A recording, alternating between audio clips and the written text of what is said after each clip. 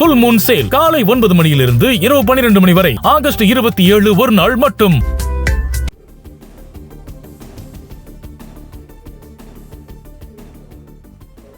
தமிழ்நாட்டிற்கு 15 நாட்களுக்கு வினாடிக்கு 9000 கன அடி நீர் திறக்க உத்தரவு. டெல்லியில் நடந்த காவிரி மேலாண்மை ஆணைய கூட்டத்தில் காவிரி ஒழுங்காற்று குழுவின் பரிந்துரையை ஏற்ற ஆணை.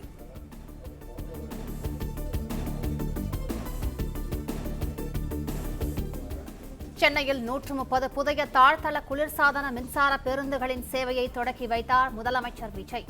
சேலம், விழுப்புரம், மதுரை, கோவை, நெல்லை மண்டலங்களிலும் 120 புதிய பேருந்துகளின் சேவை தொடக்கம்.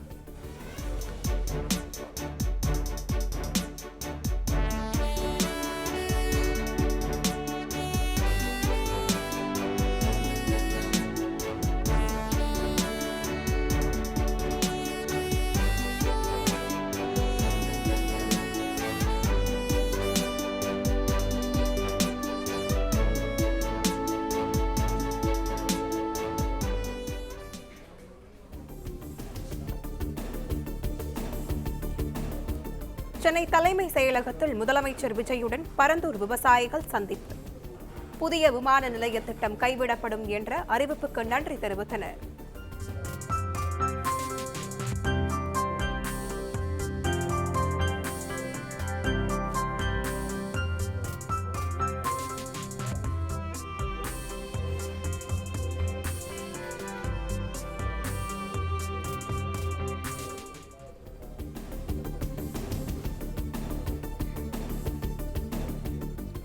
திமுக கூறுவது போல் பரந்தூர் விமான நிலையத்திற்கு 90% அல்ல 48% இடம்தான் கையகப்படுத்தப்பட்டுள்ளது.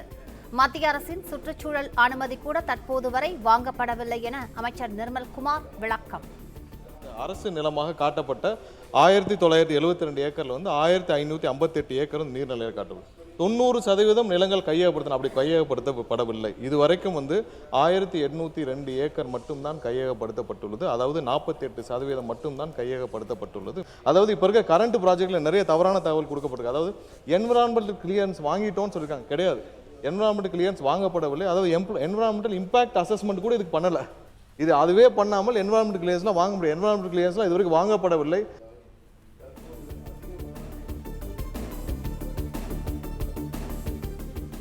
மத்திய அரசு அனுமதி அளித்திருந்தும் சென்னை மீனம்பாக்கம் விமான நிலையத்தை திமுக ஆட்சியில் விரிவாக்கம் செய்யாதது ஏன்? சட்டப்பேரவையில் பேசிய தொழில்துறை அமைச்சர் கீர்த்தனா கேள்வி. சென்னை ஏர்போர்ட் மீனம்பாக்கம் ஏன் நீங்க 5 வருடம் கிடப்புல போட்டு வச்சிருந்தீங்க? மேல இருந்து சென்ட்ரல் கவர்மெண்ட் உங்களுக்கு அன்னைக்கே அப்ரூவல் கொடுத்திருந்தாங்க. நீங்க ஏன் 5 வருஷம் அதை சும்மாவே வச்சிருந்தீங்க? உங்களுக்கே தெரியும் பரந்தூர் ஏர்போர்ட் வந்ததுன்னா இன்னும் 5 வருஷம் ஆகும்னு. ஆனா அதை எக்ஸ்பேன்ஷன் அன்னைக்கே பண்ணியிருந்திருக்கலாம். அதுக்கான சென்ட்ரல் கவர்மெண்ட் அதுக்கான அப்ரூவலும் கொடுத்தாங்க. என்ன நோக்கத்துக்காக நீங்க இதை ஸ்டாப் பண்ணி வச்சிருந்தீங்க? உங்களோட மனசாட்சியை நீங்களே கேட்டுக்கோங்க.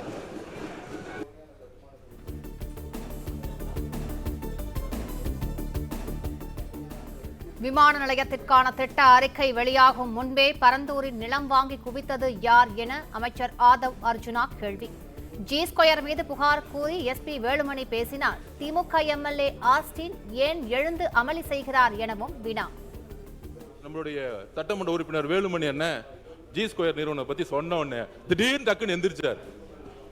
அந்த G2 நிறுவனத்தை பத்தி ஏன் பேசுறீங்க அப்படின்னு மாண்புமிகு முதலமைச்சருக்கு நாங்கள் கோரிக்கை வைக்கிறோம். இந்த பரந்தூர் விமான நிலையம் பண்ணும் பொழுது டிபிஆர் ப்ராஜெக்ட் அரசுக்கு மட்டும்தான் தெரியும். டீடைல் ப்ராஜெக்ட் ரிப்போர்ட் அரசுக்கு மட்டும் தெரியும். அந்த டீடைல் ப்ராஜெக்ட் ரிப்போர்ட் வரதுக்கு முன்னாடியே ஒரு கட்சி சார்ந்தவர்கள், நான் எந்த கட்சி பேரையும் சொல்லல, ஒரு கட்சி சார்ந்தவர்கள் அந்த நிலத்தை சுத்தி லேண்டை வாங்கி மிகப்பெரிய ரியல் எஸ்டேட் மோசடி நடந்திருக்கு.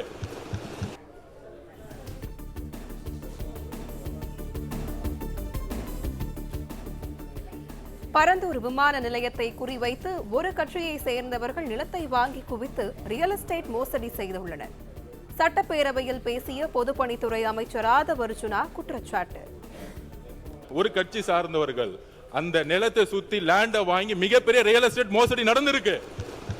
அதை ரிஜிஸ்ட்ரேஷன் டிபார்ட்மெண்ட்ல சொல்லி அந்த ரியல் எஸ்டேட் மோசடி இந்த பரந்தூர் விமானம் எதுக்காக உருவாக்கப்பட்டதுன்னா இந்த ரியல் எஸ்டேட்டுக்காக தான்.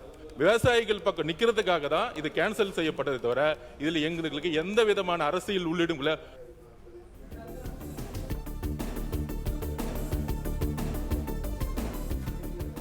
பரந்தூர் விமான நிலைய திட்டத்தை ரத்து செய்ததால் ஜி ஸ்கொயர் மாப்பிள்ளை மற்றும் கருப்பு பணத்தை முதலீடு செய்தவர்கள்தான் கதறல். இதில் இப்போ அதிகமாக கவலைப்பட்டு இங்கே கதறுபவர்கள் அனைவரும் பார்த்தீங்கன்னா ஒன்று ஜி ஸ்கொயர் மாப்பிள்ளைக்காக இருக்கட்டும், இல்லைன்னா அதில் கருப்பு பணத்தை கொண்டு போய் முதலீடு செய்தவர்களாக இருக்கட்டும், வேற யாருக்காகவும் இருக்காது. திமுக எம்எல்ஏக்கள் எழுந்து உட்கார சட்டப்பேரவை ஒன்றும் பிடி பீரியட் இல்லை என்றும் அமைச்சர் நிர்மல்குமார் சாடல். எல்லாத்திற்கும் எந்திரிக்க வேண்டியது, இது ஒன்றும் பிடி பீரியட் இல்லை, பிடி பீரியட் இல்லை, எல்லாத்துக்கும் எந்திரிச்சு உட்கார அளவுக்கு. ஜி ஸ்கொயர் மாப்பிள்ளைன்னு சொன்னா என்ன தவறு இருக்கு? ஜி ஸ்கொயர் மாப்பிள்ளைன்னு ஊரே சொல்லுச்சு, என்ன தவறு இருக்கு? இது எல்லாத்துக்கும் எந்திரிச்சு உட்காருக்கு, இது ஒன்றும் பிடி பீரியட் இல்லை, உட்காருங்க பேசலாம்.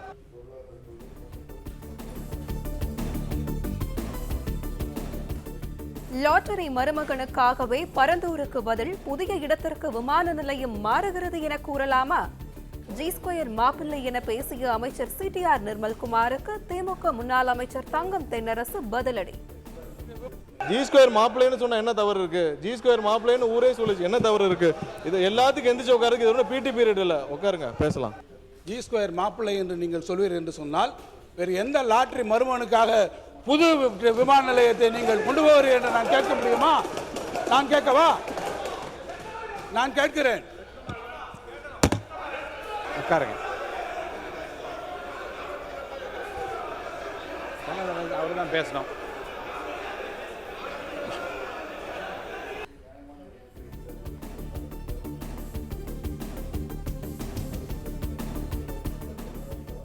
பரந்தூர் விமான நிலைய திட்டத்தை ரத்து செய்தால் முதலீட்டாளர்கள் என்ன நினைப்பார்கள் என திமுக எம்எல்ஏ ஆஸ்டின் கேள்வி. விமான நிலையமா விவசாயிகள் கண்ணீரா என்றால் முதலமைச்சர் விஜய் விவசாயிகள் பக்கம்தான் நிற்பார் என அமைச்சர் ஆதவ் அர்ஜுனா பதில்.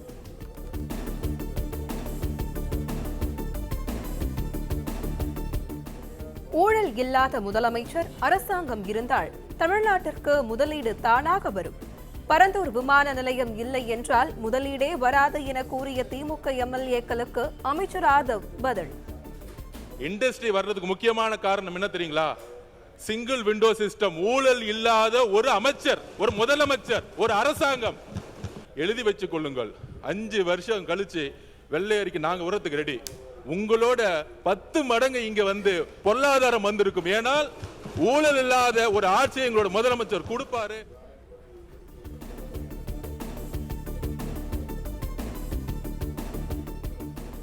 பரந்தூர் விமான நிலையத்திற்காக கையகப்படுத்தப்பட்ட நிலத்தை தாவேக அரசு என்ன செய்ய போகிறது என ஏபிஎஸ் கேள்வி.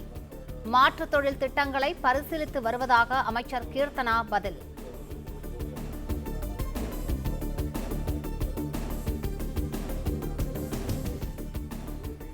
எதிர்க்கட்சியாக இருந்தபோது விவசாயிகள் பாதிக்கப்படுவார்கள் என கூறி சென்னை சேலம் 8 வழிச்சாலை திட்டத்தை தடுத்து நிறுத்தியது யார்?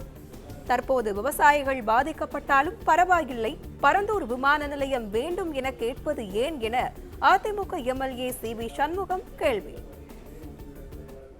இதே எங்களுடைய அம்மாவுடைய ஆட்சி எடப்பாடியார் இருக்கும்போது சென்னை டு சேலம் 8 வழிச்சாலை 10,000 கோடியிலே மத்திய அரசாங்கம் அறிவித்தது. இன்றைக்கு எதிர்க்கட்சியாக இருக்கிறவர்கள் அன்றைக்கு எதிர்க்கட்சியாக இருந்தபோது அது விவசாயிகள் பாதிக்கப்படுகிறார்கள், விவசாயிகள் பாதிக்கக்கூடாது, அந்த 8 வழிச்சாலை வரக்கூடாது என்று மிகப்பெரிய போராட்டம் நடத்தி அந்த 8 வழிச்சாலையை கைவிடப்பட்டது. இன்றைக்கு அவர்களே ஆளுங்கட்சியாக இருக்கின்ற போது அதே விவசாயிகளை பற்றி கவலைப்படாமல் பரந்தூர் விமான நிலையத்தை கொண்டு வந்திருக்கிறார்கள்.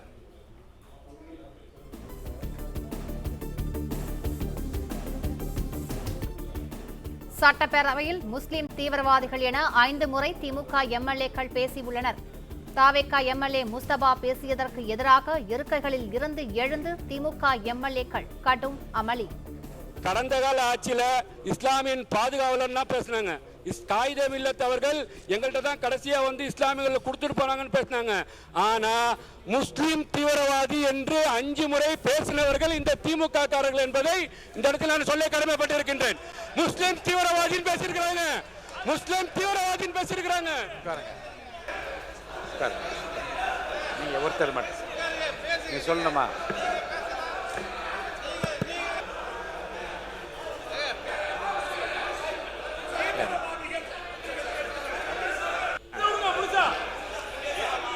நான் பத்திரிக்கை வர செய்தியில சொல்லல. நான் முடிச்சிடுறேன். நான் வந்து பத்திரிக்கை வர செய்தியில சொல்லல. நான் பத்திரிக்கையில வரக்கூடிய செய்தியை சொல்லல. ஆதாரத்தோட சொல்றேன். பத்திரிக்கையில வரக்கூடிய செய்தியை சொல்லல. ஆதாரத்தோட சொல்றேன்.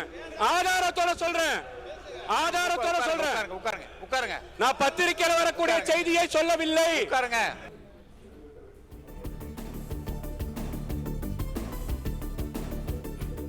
முஸ்லிம்களை தீவிரவாதிகள் என திமுகவினர் கூறியதாக தவேக எம்எல்ஏ முஸ்தபா கூறியதால் திமுக எம்எல்ஏக்கள் ஆவேசம். நான் பாதிக்கப்பட்டிருக்கிறேன். நான் நசுக்கப்பட்டிருக்கிறேன். நான் கஷ்டப்பட்டிருக்கிறேன். நான் போற இடத்துல எல்லாம் வந்து தீவிரவாதிகளை வந்து வேண்டாம்னு சொல்ல உடனே மாண்பு உறுப்பினர் நான் முடிச்சிடுறேன். நான் வந்து பத்திரிக்கை வர செய்தியில சொல்லல. நான் பத்திரிக்கையில வரக்கூடிய செய்தியை சொல்லல. ஆதாரத்தோட சொல்றேன். பத்திரிக்கையில வரக்கூடிய செய்தியை சொல்லல. ஆதாரத்தோட சொல்றேன். உட்காருங்க. நான் பத்திரிக்கையில வரக்கூடிய செய்தியை சொல்லவில்லை. உட்காருங்க. சட்டப்பேரவையின் மைய பகுதிக்கு வந்து பூண்டி கலைவாணன் வசந்தம் கார்த்திகேயன் கோபத்துடன் முழக்கம். உட்காருங்க.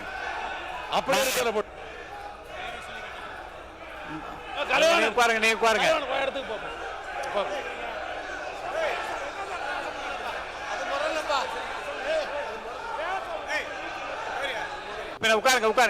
நான் பேசுறேன். உட்காருங்க. நான் பேசுறேன். உட்காருங்க. நான் பேசுறேன். உட்காருங்க. எனக்கு மாணவர் உட்காருங்க. நீங்க உட்காருங்க.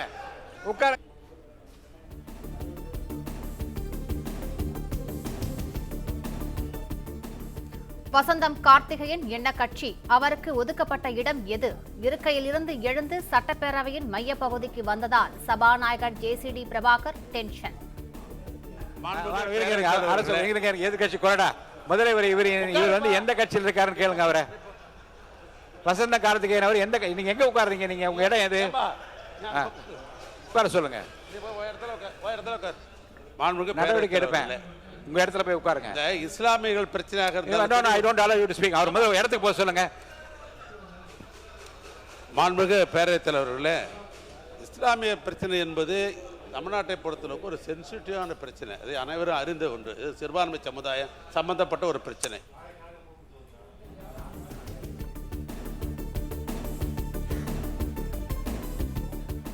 தனது இருக்கையில் இருந்து எழுந்து சென்று சபாநாயகருடன் திமுக எம்எல்ஏ பூண்டி கலைவாணன் வாக்குவாதம். ஆதாரம் இல்லாமல் தவேக எம்எல்ஏவை பேச அனுமதிக்க கூடாது என கூறி சரமாரி கேள்வி.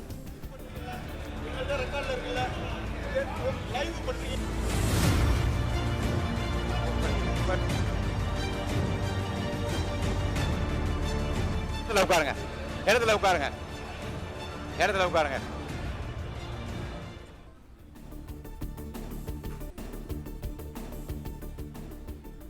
சட்டப்பேரவையில் முஸ்லிம்களை தீவிரவாதிகள் என திமுக எம்எல்ஏக்கள் பேசியதற்கு ஆதாரங்களை வழங்கினார் தவேக எம்எல்ஏ முஸ்தபா. ஆதாரம் இருக்கிறது என்பதை காட்டிவிட்டார். நான் ஆதாரத்தையும் பார்த்து விட்டேன். ஆனால் அதை மிகைப்படுத்தி அவையில் வெளியிட விரும்பவில்லை. அவையில் அதை பற்றி நான் விவாதிக்க விரும்பவில்லை. மாண்பு கருதி வெளியிட விரும்பவில்லை என சபாநாயகர் ஜேசிடி பிரபாகர் அறிவிப்பு.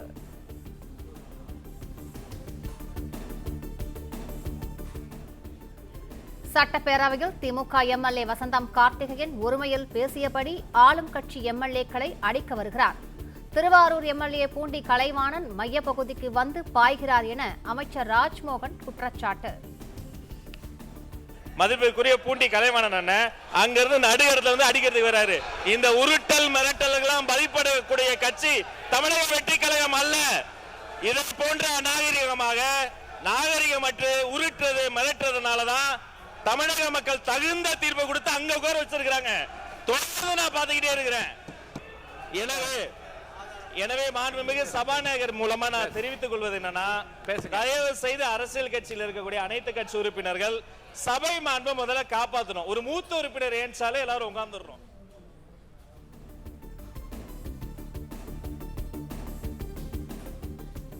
திமுக எம்எல்ஏக்களின் உருட்டல் மிரட்டல்களுக்கு தவேகவினர் பயப்பட மாட்டோம். அடிக்க பாய்ந்து வந்த வசந்தம் கார்த்திகேயனை ஏவா வேலு அணை கட்டி தடுத்ததை சுட்டிக்காட்டி அமைச்சர் ராஜ்மோகன் ஆவேசம். அவர் மாண்புமிகு சட்டமன்ற உறுப்பினர் தான் இடத்தை விட்டு வசந்தம் கார்த்திகேயன் அடிக்கிறதுக்கு பாஞ்சு வந்து ஏவா வேலுன்னா கட்டி பிடிச்சு அணை கட்டி தடுக்கிறார். மதிப்பிற்குரிய பூண்டி கலைவாணன் அண்ணன் அங்கிருந்து நடுகரத்துல வந்து அடிக்கிறதுக்கு வராரு. இந்த உருட்டல் மிரட்டல்களாம் பதிப்படக்கூடிய கட்சி தமிழக வெற்றி கழகம் அல்ல.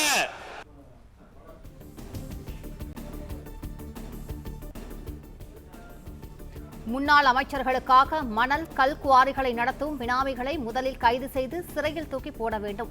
சட்டப்பேரவையில் பேசிய பொதுப்பணித்துறை அமைச்சர் ஆதவ் அர்ஜுனா காட்டம். ஆட்சியில் இவங்க தான் இருப்பாங்களா? அதுக்கு லைசன்ஸ் கொடுக்கறது இவங்க தானா? மைன்ஸோட லைசன்ஸ் கொடுக்கறது இவங்க தானா? அவங்க குடும்ப உறுப்பினர்களும் தொழில் பண்ணுவாங்களா? ஆனா ஆதாரம் இருந்தா சொல்லுங்க, ஆதாரம் இருந்தா சொல்லுங்க. மாண்புமிகு அமைச்சர்களே, முதல் இந்த பினாமியை பிடிச்சி உள்ள தூக்கி போடுங்க. அங்க அடிச்சா யாரு குரல் கொடுக்கறாங்களோ, அங்க அடிச்சா யார் இங்க எந்திரிச்சு பேசுறாங்களோ அங்கதான் ஆதாரம் இருக்கு.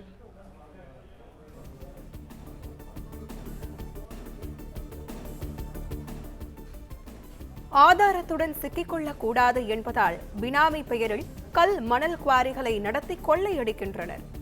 இயற்கை வளங்களை அழித்து மருத்துவ பொறியியல் கல்லூரிகளை தொடங்கி நடத்தி வருகிறார்கள் எனவும் ஆதவ் அர்ஜுனா சாடல். நிறைய பேர் சொல்லுவாங்க என் பேர்ல ஒண்ணுமே இல்லை, ஆனா அவங்களுடைய குடும்பத்தில் இருக்கவங்க பேர்ல மெடிக்கல் காலேஜ் இருக்கும், இன்ஜினியரிங் காலேஜ் இருக்கும்.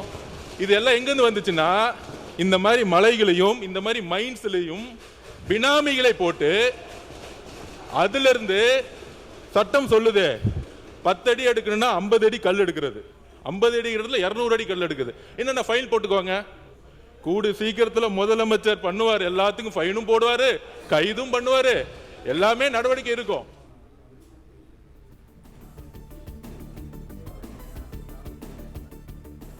சைக்கிளில் வந்து அரசியலுக்குள் நுழைந்தவர்கள் யார் யாரெல்லாம் தற்போது மருத்துவ பொறியியல் கல்லூரிகள் நடத்துகிறார்கள்? பினாமி மூலம் இயற்கை வளங்களை கொள்ளையடித்தவர்கள் அவர்கள்தான் என அமைச்சர் ஆதவ் அர்ஜுனா ஆவேசம். ஆதாரம் இருக்கா? ஆதாரம் இருக்கான்னா 30 வருஷத்துக்கு முன்னாடி யார் யாரெல்லாம் சைக்கிள்ல வந்து அரசியலுக்குள்ள வந்தாங்களோ, இன்னைக்கு யார் யாரெல்லாம் மெடிக்கல் காலேஜ் கட்டியிருக்காங்களோ, யார் யாரெல்லாம் இன்ஜினியரிங் காலேஜ் கட்டியிருக்காங்களோ, யார் யாரெல்லாம் பெரிய பெரிய பங்களா வந்து அரசியல் வந்து பேர் கட்டியிருக்காங்களோ, அங்கதான் உண்மையான ஆதாரம் மக்கள் பார்வையில் இருக்கு. மக்கள் தேர்தல் அரசியலில் தூக்கி எறிவார்கள். இதுதான் ஊழல், இதுதான் ஊழல்.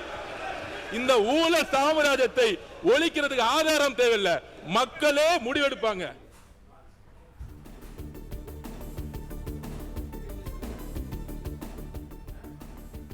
மதுரையில் அமைச்சராக இருந்த ஒருவர் இயற்கை வள குவாரிகளை கட்டுப்படுத்தியதால் தேர்தலில் தோற்று சட்டமன்றத்திற்கு கூட வர முடியாத நிலை.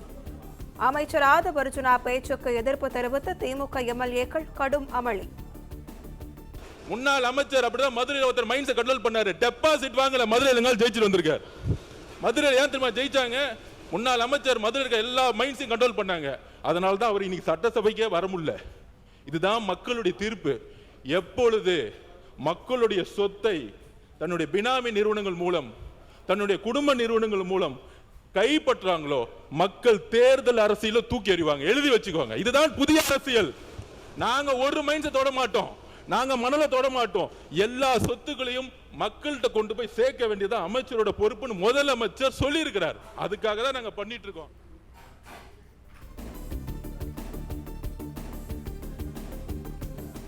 சட்டவிரோத குவாரிகளை மூடினால் பினாமிகள் மூலம் செயற்கையாக கட்டுமான பொருட்களுக்கு தட்டுப்பாட்டை ஏற்படுத்துகிறார்கள். முன்னாள் அமைச்சர்கள் மீது அமைச்சர் ஆதவ் அர்ஜுனா மறைமுக குற்றச்சாட்டு. திமுகவினர் எழுந்து கடும் அமளி.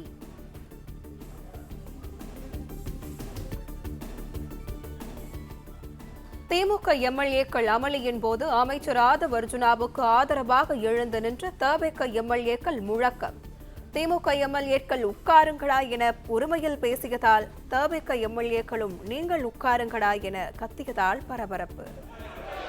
உறுப்பினர் உட்காருங்க, நான் பேசுறேன், உட்காருங்க, இடத்துல உட்காருங்க, நீங்க உட்காருங்க, நீங்க எல்லாம் உட்காருங்க, நீங்க எல்லாம் உட்காருங்க, முதல்ல நீங்க உட்காருங்க, நீங்க எல்லாம் உட்காருங்க, நீங்க எல்லாம் உட்காருங்க, நான் பேசுறேன், உட்காருங்க, நீ உட்காருங்க, நீங்க எல்லாம் உட்காருங்க, உட்காருங்க, நீங்க எல்லாம் உட்காருங்க, நீங்க உட்காரு, நீங்க உட்காரு, நீங்க உட்காருங்க.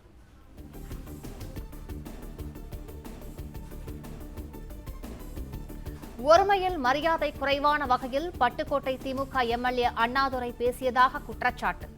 பதிலடியாக தவேக அமைச்சர் பர்வேசும் எழுந்து திமுக எம்எல்ஏக்களை ஒருமையில் பேசியதால் கடும் அமளி. இங்க உட்கார சொல்லுங்க. மாநில உறுப்பினர் எல்லாம் உட்காருங்க. உட்காருங்க. மாநில உறுப்பினர் ஏவா வேலூர் நீங்க இங்க பாருங்க. உட்காருங்க. மாண்புமிகு பேரவைத் தலைவர் தம்பி அண்ணா மாநில உறுப்பினர்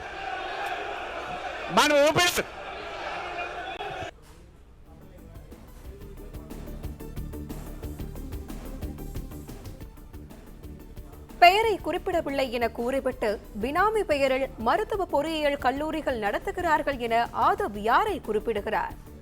தவேக எம்எல்ஏக்கள் எழுந்திருக்கும் போது அமைதியாக இருக்க திமுகவினர் என்ன மரக்கட்டைகளா என ஏவா வேலு கேள்வி. மதுரையில் முன்னாள் அமைச்சர் அவர்கள் அங்கே இருக்கிற குவாரிகள்லாம் கட்டுப்படுத்தி வைத்த காரணத்தினால்தான் இன்றைக்கு அவருக்கு உள்ளே வரவில்லை என்று குறிப்பிடுவது யாரை குறிப்பிடுகிறார்? நான் யார் பேரையும் சொல்லலை, நான் யார் பேரையும் சொல்லலைன்னு சொல்லிட்டு பங்களா கட்டியிருக்கிறார்கள், பொறியியல் கல்லூரி வைத்திருக்கிறார்கள், காலேஜ் வைத்திருக்கிறார்கள், குவாரி வைத்திருக்காருன்னு எப்படி சொல்லலாம்? யார் வச்சிருந்தான்னு சொல்லணுமா இல்லையா? யார் வச்சிருக்காருன்னு பட்டி போனோமா இல்லையா? பொதுவாக பொதுப்பணித்துறை அமைச்சர் அவர்கள் தான் எப்பொழுது பார்த்தாலும் அரசியல் ரீதியாக உள்நோக்கத்தோடு நீங்கள் பேசுறீங்களே ஒழிய நாங்கள் என்ன உள்நோக்கத்தோடு பேசுகிறோம்? சம்பந்தப்பட்டதானே பேசி கொண்டிருக்கிறோம். ஆக பிரச்சனைகள் என்று வருகிற பொழுது அங்கே எல்லாரும் எழுந்திருக்கிற போது எங்காலும் என்ன மரக்கட்டையாக உட்கார்ந்துருக்க முடியும்? உணர்வு வரதானே செய்யும். இல்லை உணர்வு வரதானே செய்யும்.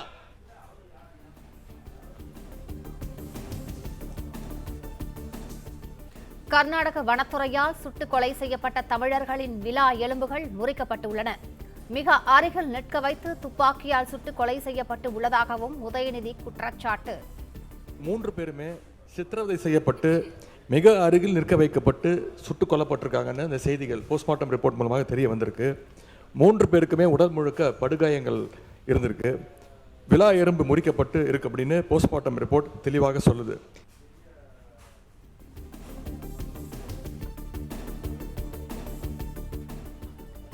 தமிழர்கள் சித்திரவதை செய்யப்பட்டு சுட்டுக் கொல்லப்பட்டது தொடர்பாக கர்நாடக அரசிடம் தமிழ்நாடு அரசு விளக்கம் கேட்டுள்ளதா? சட்டப்பேரவையில் பிரச்சனையை எழுப்பி எதிர்க்கட்சித் தலைவர் உதயநிதி கேள்வி. எனவே இது முழுக்க ஒரு படுகொலை.